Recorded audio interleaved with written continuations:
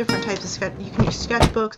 They sell mixed media paper books, sketchbooks. They have the wire bound, these the not wire bounds, which are, I forget now what they're called. You can create your own books. I've done that plenty of times, and you may have seen that. Hold on, let me grab.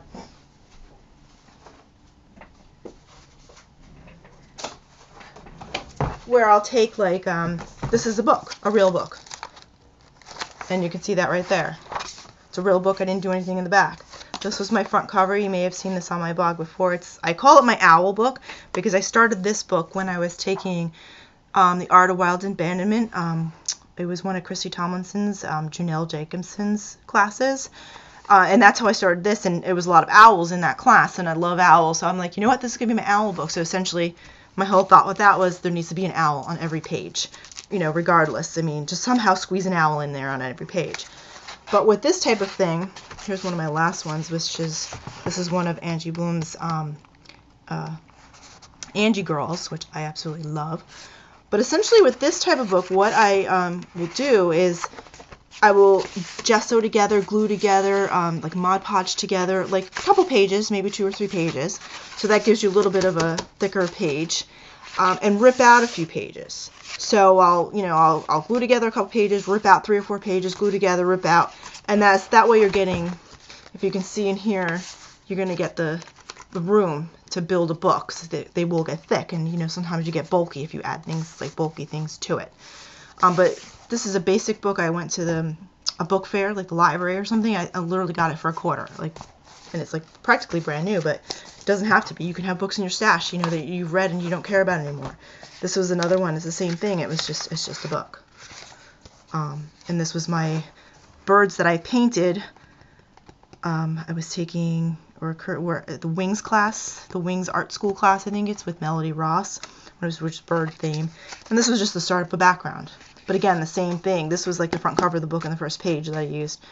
But even here, I will rip some pages and glue pages and then gesso. I always will gesso the pages. And the last book that I have, again, is a book, and I just find pretty paper to cover the front. You can make it artsy, you can draw, you can do collage on the front if you want. I just did it very simple. But this one I kept as what I guess I'll call it my watercolor book. And I started getting into using watercolor crayons and just to literally draw my own drawings and color them with watercolors. So these were some of the ones that I did recently, and then I kind of got into this thing where I did these words around the edges, so I sort of made that a little bit of a theme in this book as well. And these were all I drew these in the book and colored them mostly with watercolor crayons and one of those watercolor brushes, one of these guys where the barrel fills with water and it's the brush, and I love these guys. I don't know if everybody who does watercolor will say they love them. I'm not sure, but it's worked well for my purposes. So there's another owl in here, but these are all the same theme, the watercolor theme, and you see the words. I'm like, oh, that's cute, just putting little words around my guys. And so this was this book, and definitely a lot of fun. All my own. Again, I just drew everything and myself. And that's as far as I've gone with that. And again, I'm ready. Gessoed pages, and then after that I'll carry on with my ripping pages, gessoing and gluing and that type of thing. But these are great ideas.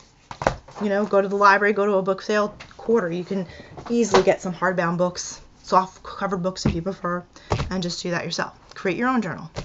And something like this type of journal, it was very inexpensive. I mean, definitely less than $10. It was probably $6 to $8 or something like that. And this, I believe, is a 8.5 by 11 size.